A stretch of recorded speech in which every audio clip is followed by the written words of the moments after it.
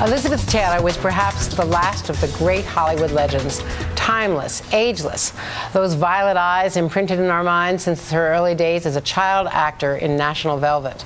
She was the temptress in Cleopatra, Maggie in Cat on a Hot Tin Roof, the call girl in Butterfield 8, the raging yet vulnerable wife in Who's Afraid of Virginia Woolf. She survived countless ailments, including more than 70 hospitalizations, and also collected diamonds and other jewels as though they were toys. She was a fearless and early champion to help end the taboo of HIV/AIDS, using her celebrity to bring much-needed attention and fundraising to what was then a little-understood scourge. One of her less well-known roles, that of a Senate wife.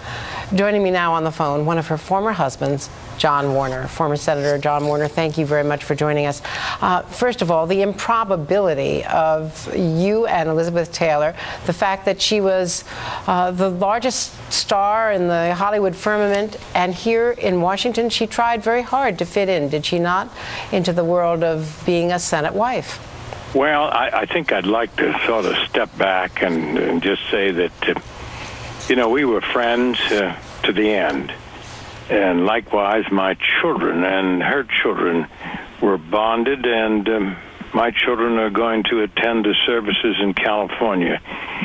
So I look at this whole ending with a sense of humility and gratitude. She very definitely, I would say she was my, quote, partner, end quote, in what appeared to be an impossible political challenge for the United States Senate. I don't know whether you remembered or not, but we were in a convention which we lost, and fairly. It was won by a good friend, and that friend was killed in a plane crash. And then the party turned to us, and hand in hand, we marched off with no campaign staff, no funds were raised, and we had but 9 weeks to put together a campaign, which we did, and won it narrowly. And that laid the foundation for a career of 5 terms, 30 years in the United States Senate. So you can understand the profound gratitude I have in my heart and memories for this extraordinary woman. I heard her talking about her eyes. I always sort of remember her as a woman who literally her heart and soul were just as beautiful as her classic face and majestic eyes. Great woman, and that's about all I have to say. I'm not going to appear on. Yes. I know. Well, you knew us both through the years.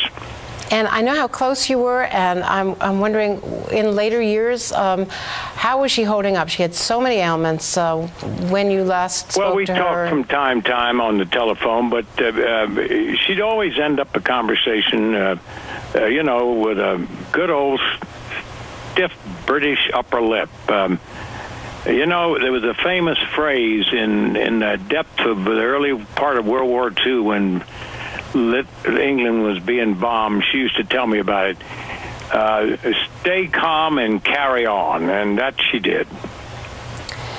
And when she was here in Washington, it was in those early years that I guess it was a little after that, when she became passionate about HIV/AIDS. That was not a popular position, but her friend Rock Hudson died, and that's what also persuaded Ronald Reagan to change his mind, and Nancy Reagan's brother, Dr. Davis, persuading people to really start focusing on AIDS, belatedly some said, but a very important contribution she made to that. Well, that was true, and I remember she used to check on my votes, and you bet, and I was there. Even after we were separated, we'd talk, that vote's coming up, and I'd say, I'm with you. But I remember Rock Hudson. We used to visit his home, and he had a little theater down in his basement. We'd go down and see the first runs of theaters and some of the old films. And a lot of her friends, frankly, were afflicted with this disease, and she felt very strongly about it and very passionately. There's no question about it. And I think it's well documented, her international contribution to these causes. Well, Senator, I know you're not doing interviews today, and No, we appreciate these recollections. It's very powerful. You're a special lady. I've known you and admire you, and you knew us both.